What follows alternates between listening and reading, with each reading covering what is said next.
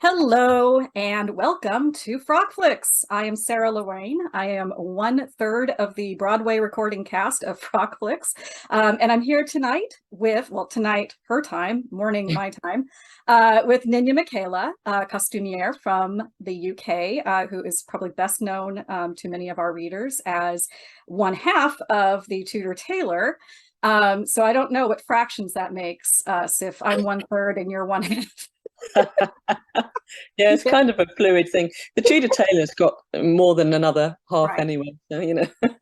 Yeah. You're right. You're right. You guys have kind of a collective now, I guess, of We do a people. lot of collaborating. Yeah, we enjoy doing Well, we've that. talked to you before. Frockflix has talked to you and your co-collaborator, Dr. Jane Malcolm Davies, Mhm. and we've been, huge fans of your guys' work for years, and you guys have always been very generous about, helping us out on occasion. Uh, we love Frock Flicks. Yeah. We love you guys. Yeah, and anytime we can do like a mutual admiration society chat, I'm always happy to do that.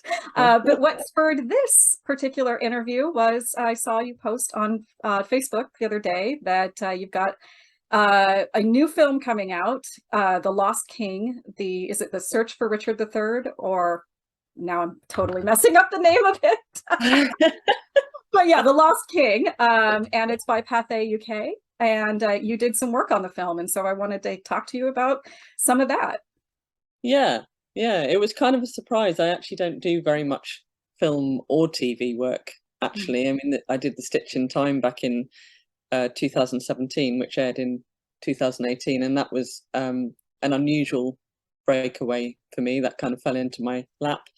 And normally I make more for heritage sites and museums, and also make reconstructions, especially to go into the books that Jane and I publish. So the timing actually of the Lost King film was great because it came when we were still kind of mid-pandemic and lockdown, and I had a lot of commissions and a lot of work, but unfortunately for those commissions, I wasn't able to do any fittings or anything. What we weren't able to meet up, so I could carve out these few weeks to actually work on the film. And I have to say, one of the things I often don't like about working on film and TV is that they give you very little warning and very little time.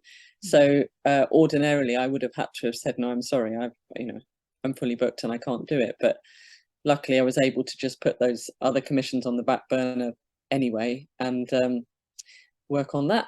So that was Wow. fun. Yeah. So yeah, talk a little bit about what the film entails. I did watch the preview, and I didn't realize it was going to be a comedy. I saw. Yeah, so well, it's from the collaboration of Stephen Frears and Steve Coogan, and that's their style, really, kind of fairly gentle, kind of British. Uh, well, it's a low-key comedy. It's not a laugh a minute kind of film, but there is always humour in what they do, and they particularly like uh, dramatizing real life stories. So Philomena was one that they did before, which was of course based on a true life story starring Judi Dench, and this one is also a true story. I think when they finished it, they could have brought it out last year, and they decided to actually wait until now because, unbelievably, it's actually 10 years since Richard III's remains were found under a car park in Leicester um, by an archaeological team led by Philippa Langley. And Philippa Langley is the main character in this story. She's played in the film by Sally Hawkins, Mhm. and it's very much her version of events. And it is an incredible story. I can see why they wanted to make it into a film.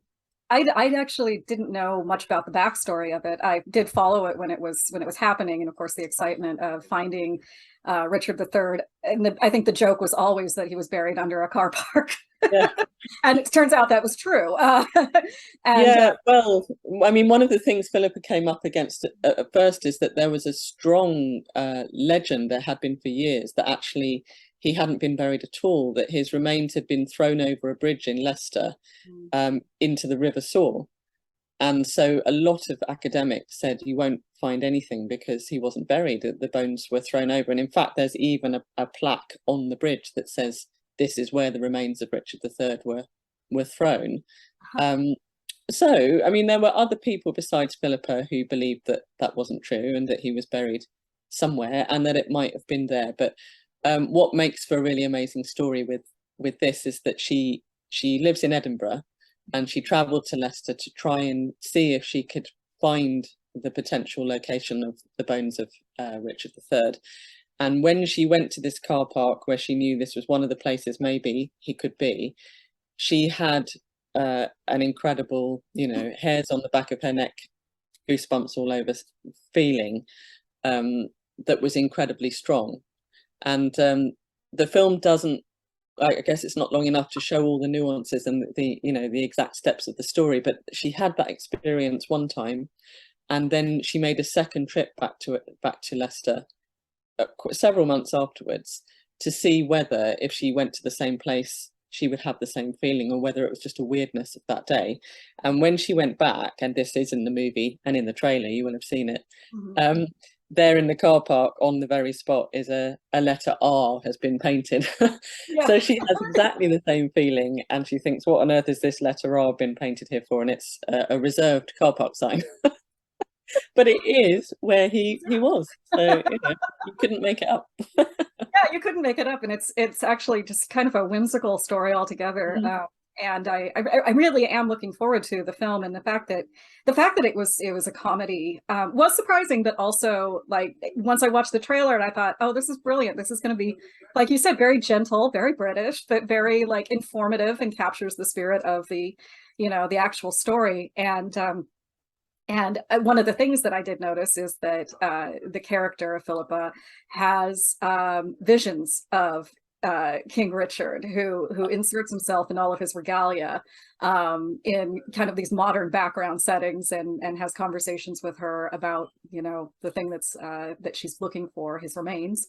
And I love it. I think it's going to be a really fun and really kind of lighthearted, and kind of what I want right now, especially coming out of the pandemic, and especially being, we get inundated a lot with these very heavy duty historical films, where there's a lot of violence.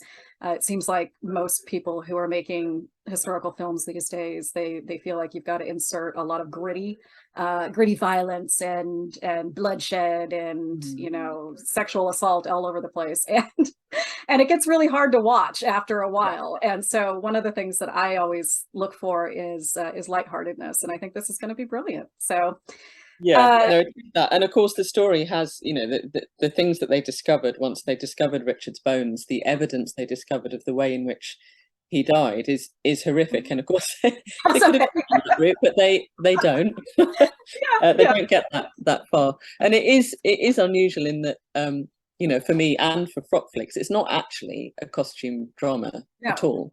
It's set in 2012, which is when the bones were discovered. But as you say, Richard appears in Philippa's imagination in all of his medieval regalia, and that was the only bit that I was responsible for. I had nothing to do with any 2012 costumes.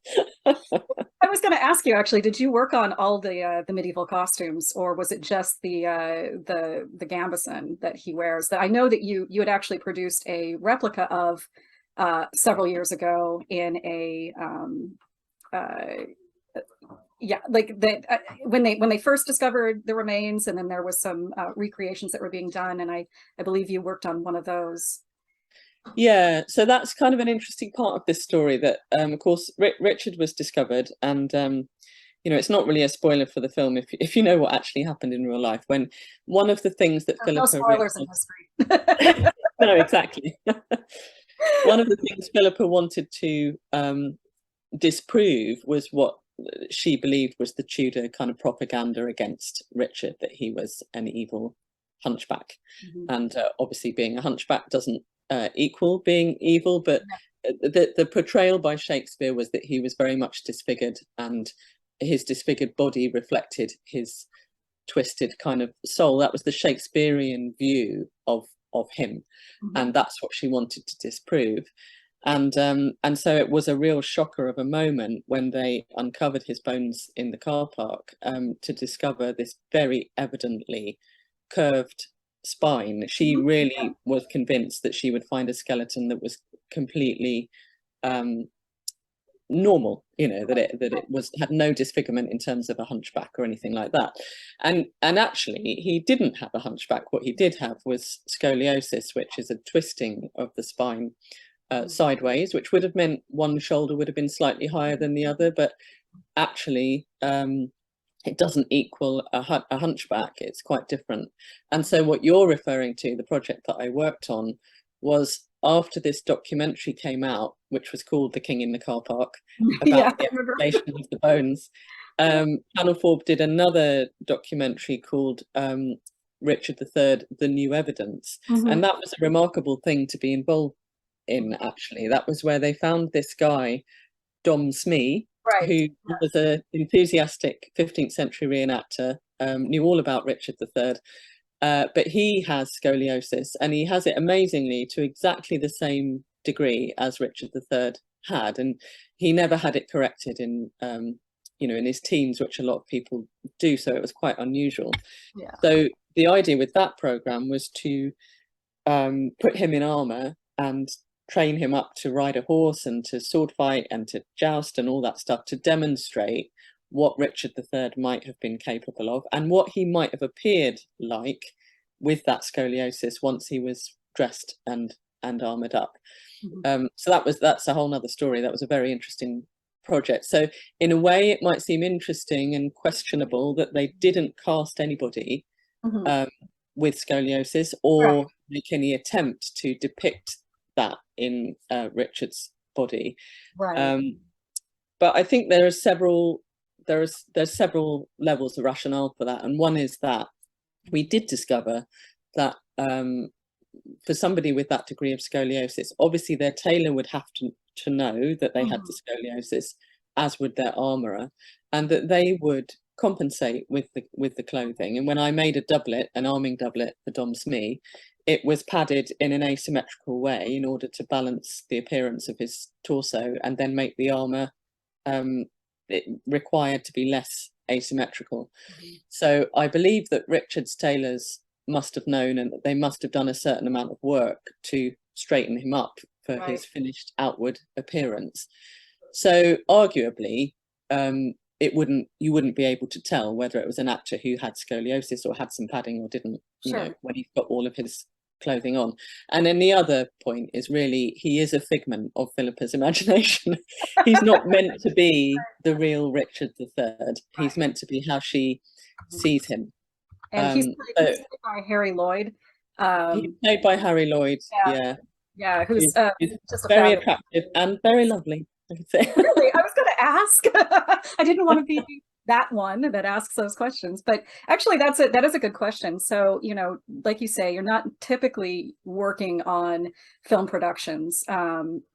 So was that an adjustment that you had to make in terms of your approach? I know you mentioned that the schedule is usually much tighter and shorter for film production costuming, and but yeah, how did that alter your approach to the making of the costumes?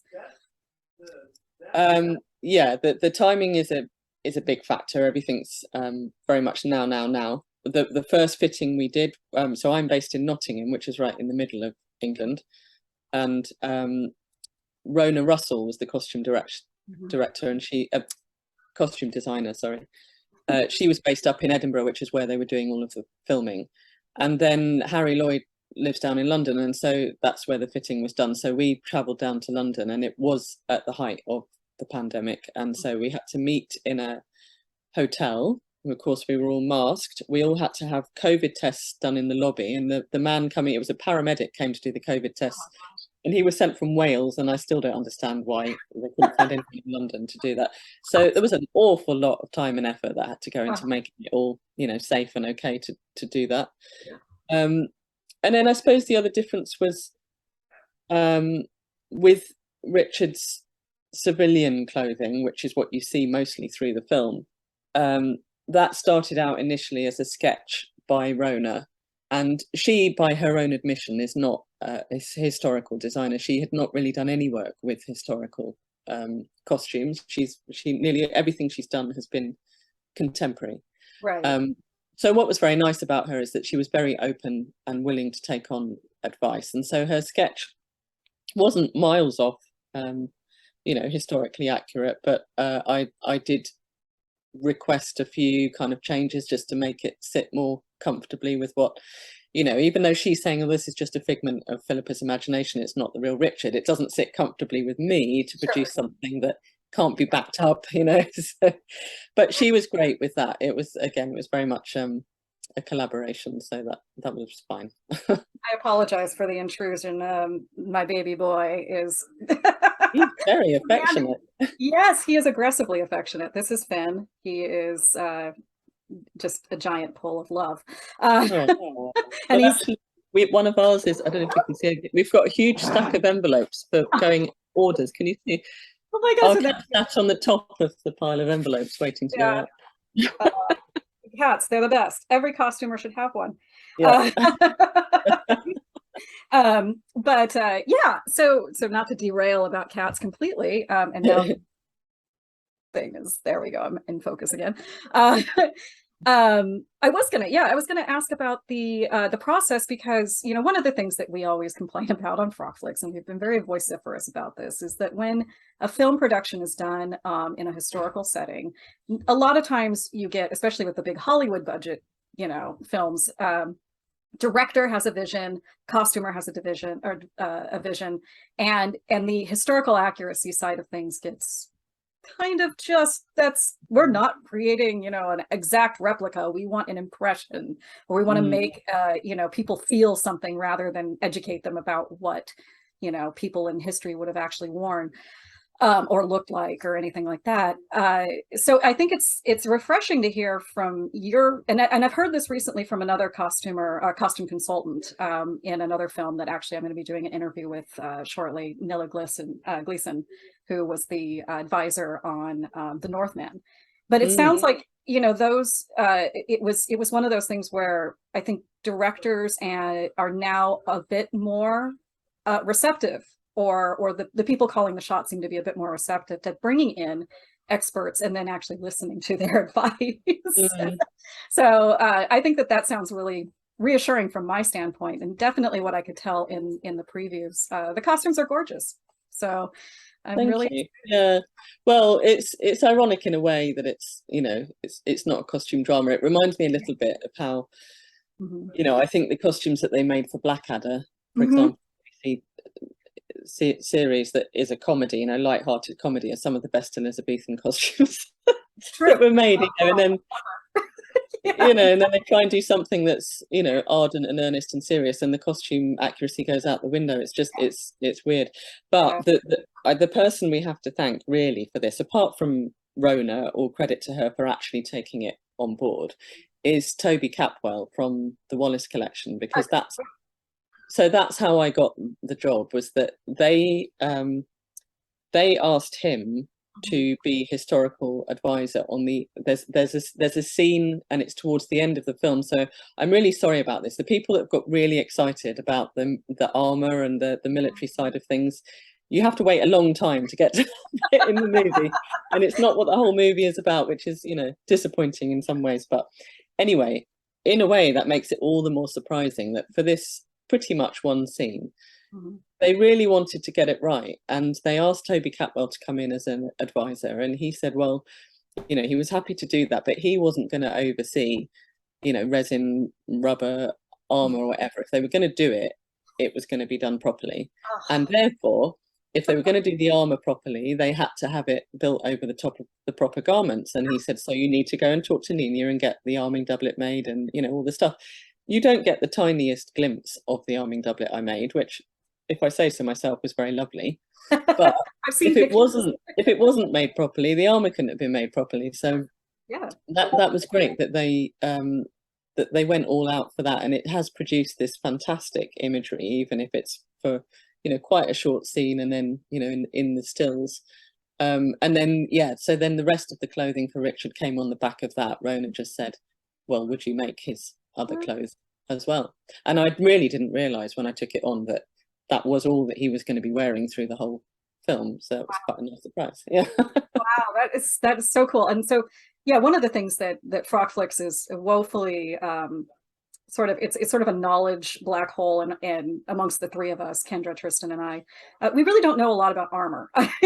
We mostly know about women's clothing because that was what interests us in our own costuming and study. But it's now becoming more evident to me that we need to start pulling people in that know about armor. And so I have this grand idea that eventually I'm going to get people on to do kind of interview videos like this who do work you know, with film and as consultants or as armorers. And I do have a vast connection to a lot of these people through the Society for Creative Anachronism, and so I know I can pull on that. But it is really warming to my heart to hear that, you know, the Wallace collection, which probably has one of the preeminent armor collections in the world, is you know, was willing and interested in getting it right, and then bringing you in as well. So that's really fun.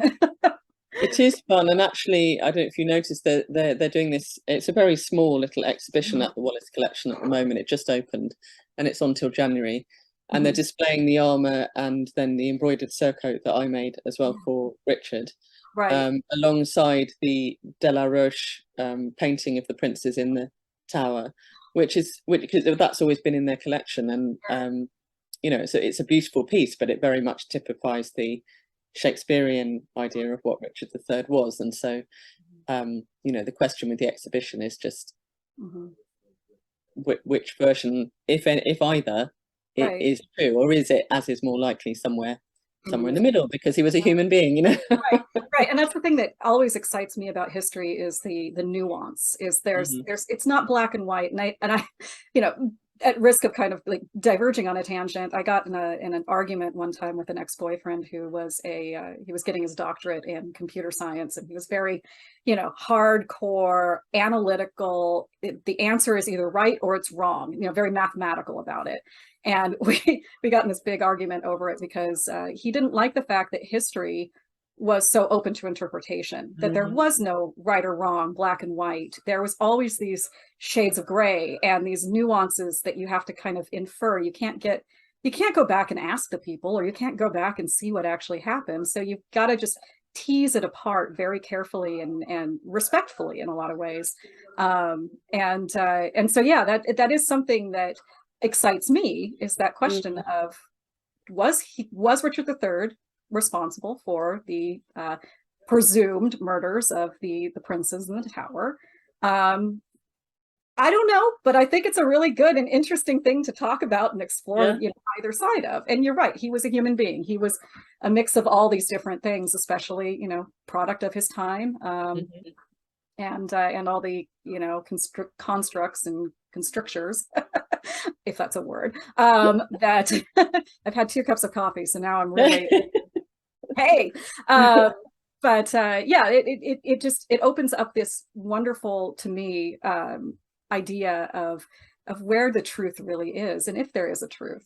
You know, sometimes I think history doesn't necessarily have a hard truth. But I did want to ask you about that, the surcoat. So that's something that's very, very linked to the identity of the medieval kings of England. Is, you know, the quartered with the leopards or lions, you know, whichever one they are, and then the fleur-de-lis, and it's very bold and bright and striking. Can you speak a little bit about your process on that and the research that went into it? Yeah, well, that the time constraint with the film was it wasn't as big a problem as it would have been had I not made the surcoat, the Dupont of the Black Prince for the Stitch in Time series, because we'd already worked out the designs for those leopards, and the lions are called leopards if they're on all fours and looking at you. So if they're up on their side, they're the lions. I didn't know that. Okay, that's confused why they always say either leopards or lions. I always say leopards, but then I've had people correct me. So Yeah. I No, didn't. that version they're called leopards. It's very weird because you'd think Yes. that it should still be the same animal, but there you go. Yeah. Anyway, so yeah, Hannah Marples, the student who was working with me at the time we did A Stitch in Time, did all of these beautiful drawings of the designs for the leopards, which we sent to our embroidery company in India, Right. who are called Raish Designs. And we'd had a lot of to and fro with them about how it should be done. So we'd already done that whole process, and I was literally able to say to them, we need a load more of those, just a bit smaller. And I think it took a while for the film people to realize why this kind of garment would cost as much as I was quoting. Because when I came back with the quote, they were a bit like, "Oh, this is an awful lot of money. Is there no way we can cut it down at all?"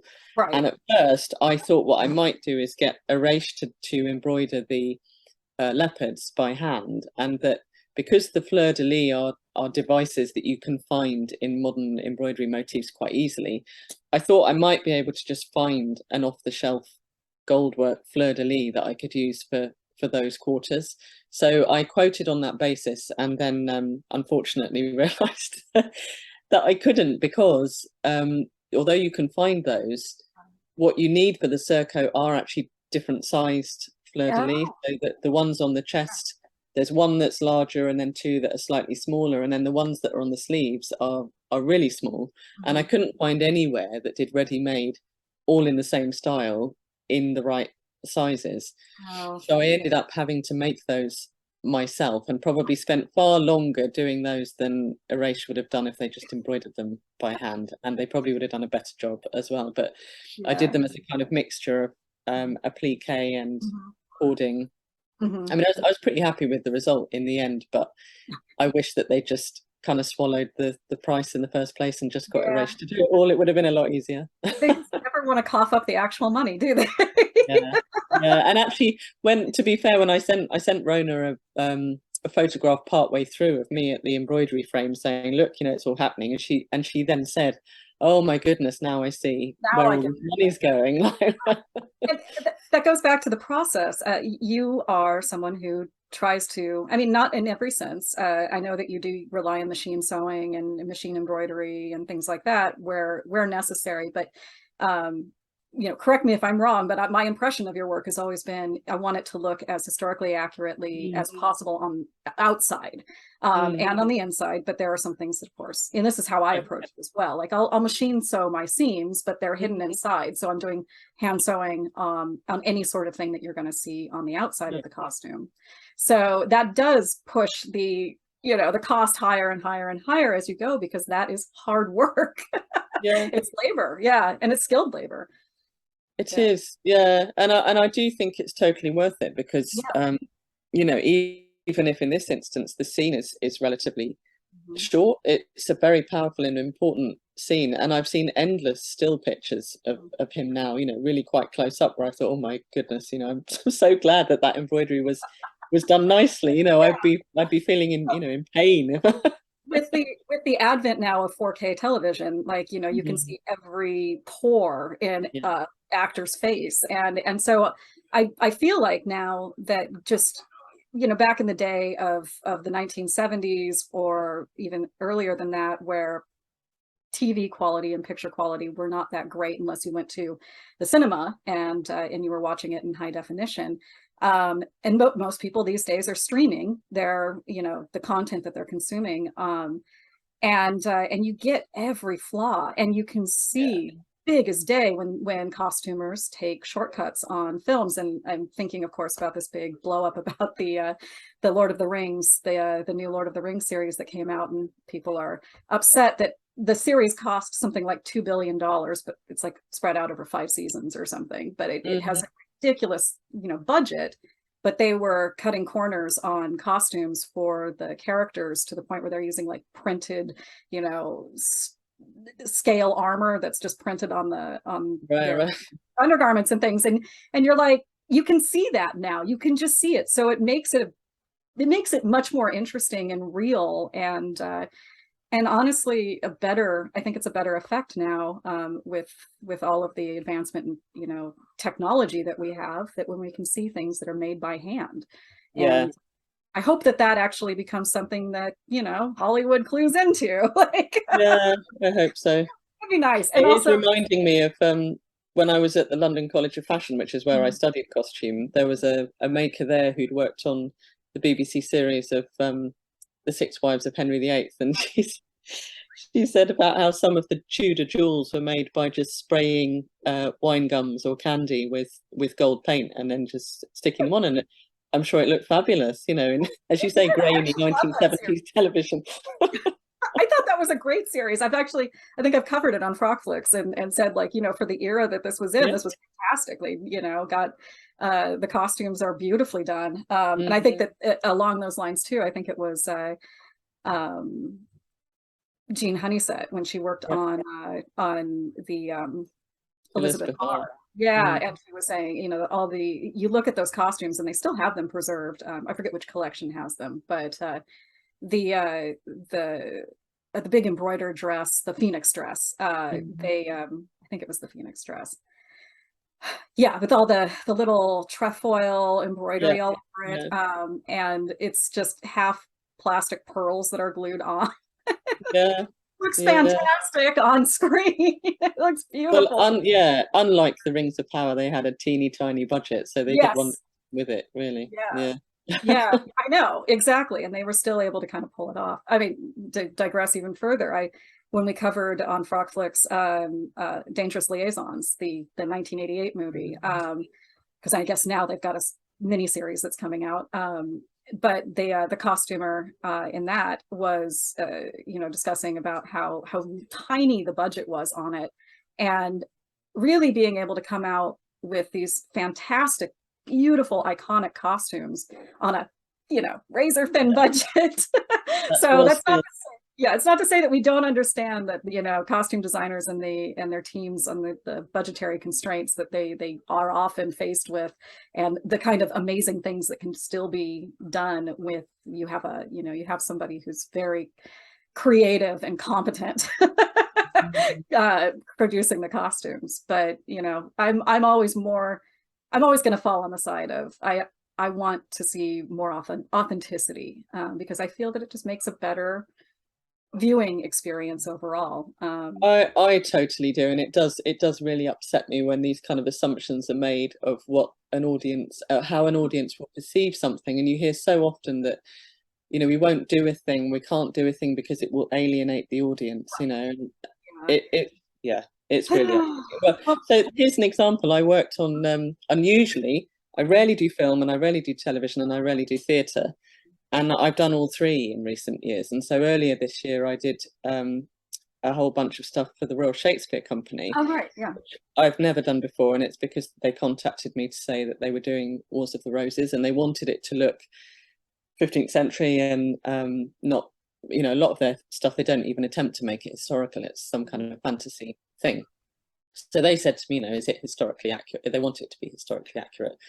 When it came to it, it wasn't exactly, it was quite theatrical, but they made an effort. But one of the things they said, they asked me to critique the designs that they put together, and there were lots of really nice elements, and a few of the female characters had these fantastic headdresses, really good, accurate butterfly headdresses and all that.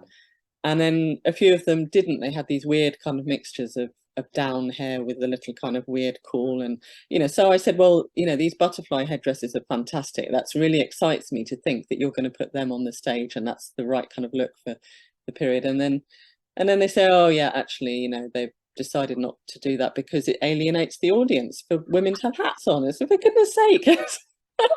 Oh yes, why would you go and see the Shakespeare and not want to see how it should really look? It's such a weird concept to me, because when I was younger and I did not have the depth and breadth of knowledge that I do now about costume history, not that I have a lot, I'm fairly well educated in it, though. I got a master's degree in it, for God's sake. It's consumed in over half of my life at this point. But when I was younger and just like getting excited about the idea of costuming and realizing that this is a possible thing that I can study and I can go into as a, maybe even as a career path. And one of the things that blew me away was to be able to watch a film or a play and be transported to that time and to feel as if I am watching something actually happening that really did happen. And costumes are key to that. It's not just the, you know, the acting or the dialogue or any, you know, the sets, all of those things come together.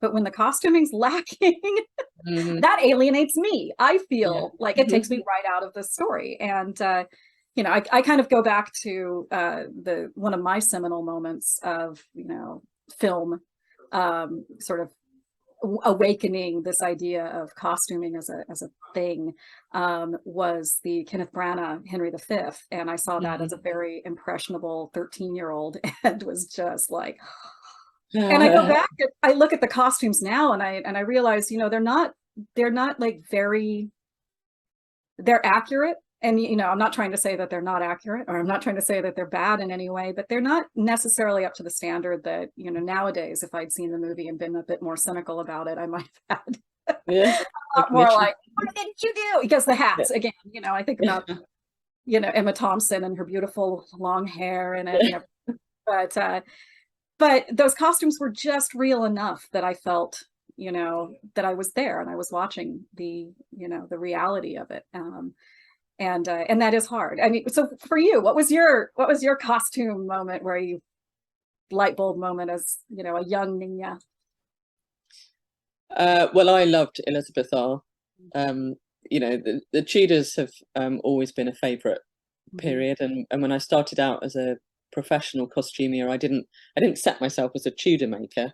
It's just that I very quickly started getting work for Hampton Court Palace, and the Henrician period is one of their main period, so I became even more experienced in that period, and so it has become a specialism, but it is also a first love. And so Glenda Jackson as Elizabeth R, I could watch over and over, even with the wobbly sets and the 1970s eyebrows and, you know, all and you know, you mentioned Dangerous Liaisons. I thought that's absolutely stunning. It's beautiful film. Yeah, it is. And you know, it is something when we think about you know, all of these iconic historical costume films and the ones that stand out, and you're all I feel like, you know, we live in two different worlds. There's the general movie viewing audience, and then there's us little costume nerds who really want to feel transported, or really want to feel included in the history, and that the costuming is an integral part of that.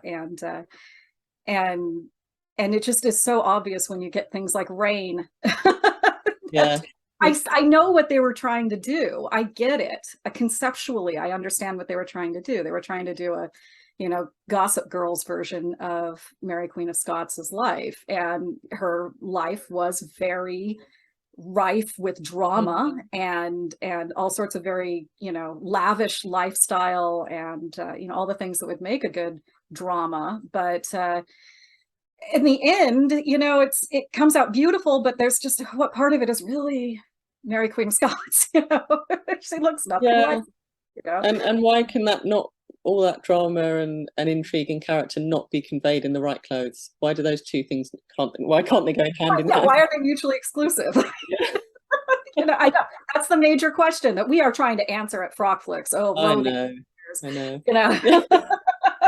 But I mean, I feel like I have softened a lot in my criticism about historical costumes. I used to be a very, very hard ass about historical accuracy or nothing. And now, you know, now I go back and I watch films that just infuriated me at the time that they came out.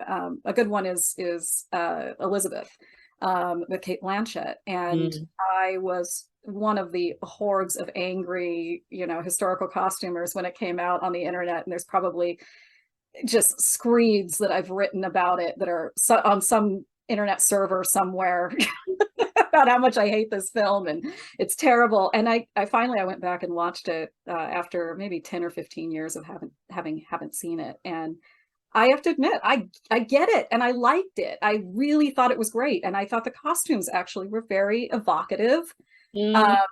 of course, in the meantime, we've had the Tudors and we've had Rain, and we've had these like very kind of costumes.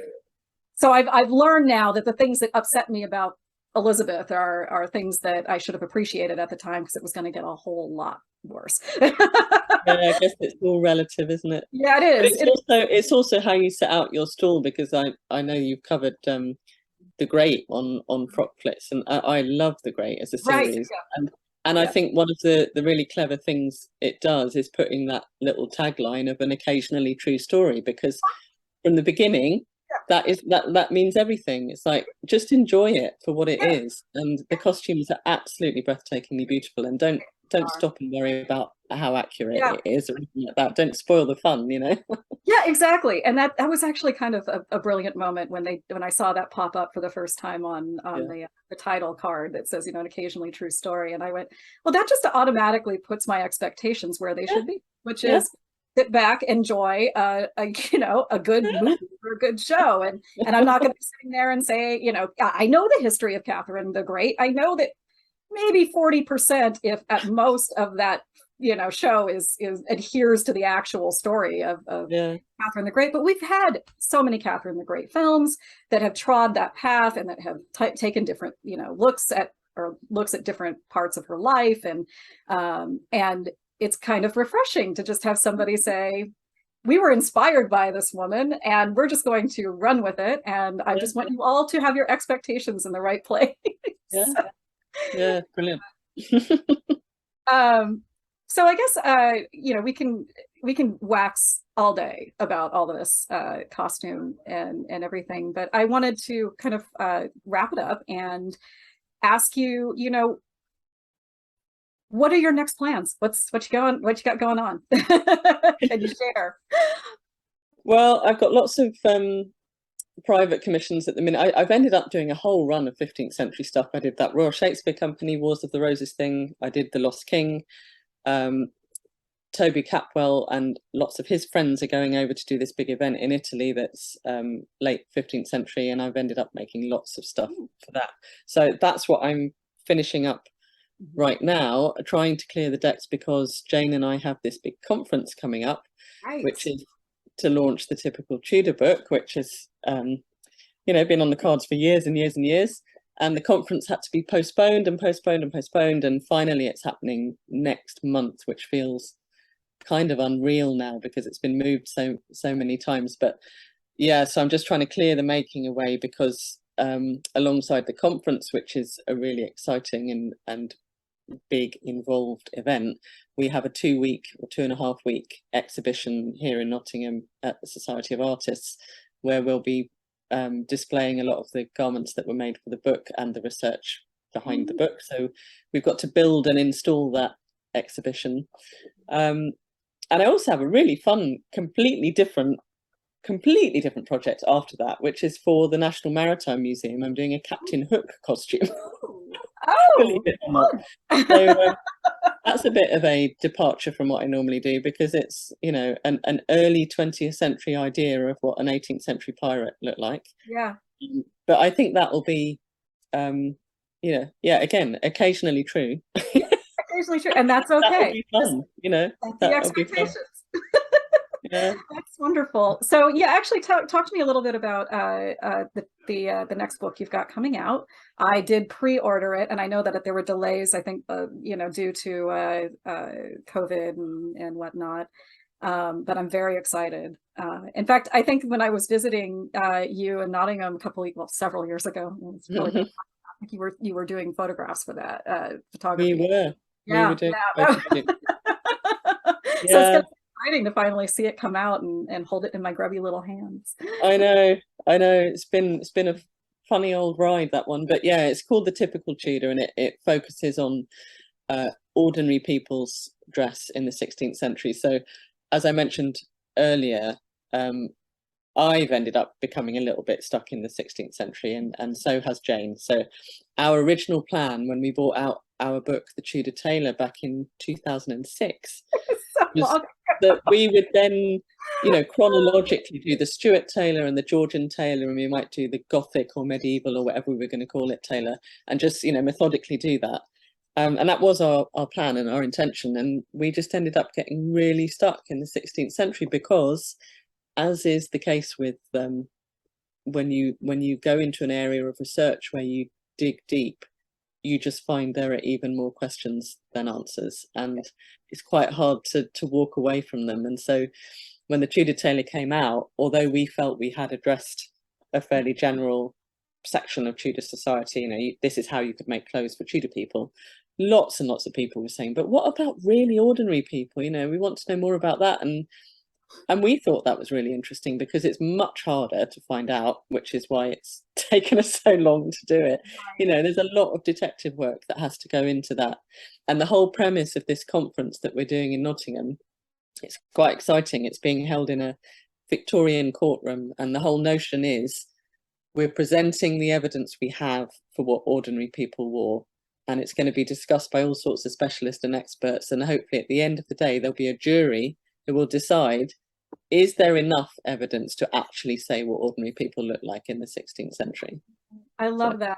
That's going to be so cool. Is it going to be available for virtual attendees, or is it going to be recorded? Can we've been looking, we've been really trying to make that happen. We've had quotes from all sorts of AV people, but it's looking a bit unlikely just because it's going to be really expensive. We would have to charge quite a lot of money for people to actually sign up to that, and I don't think we're going to get enough people prepared to do that. So we will be recording it in some way, and we will, whatever we record, we will put together and be sharing as well.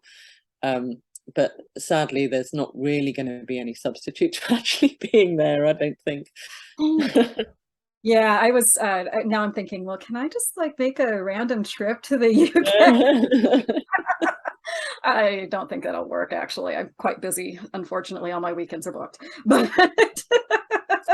this is my one weekend I had off out of, I think, until January. So I'm really thank you so much for jumping in the last minute to do this. And you know, it's always a joy to get to chat with you. And I, you know, like I said, we at Frock Flicks have always been a huge fan of your work, of the Tudor tailor, and I'm really, really excited to see The Lost King. So thank you.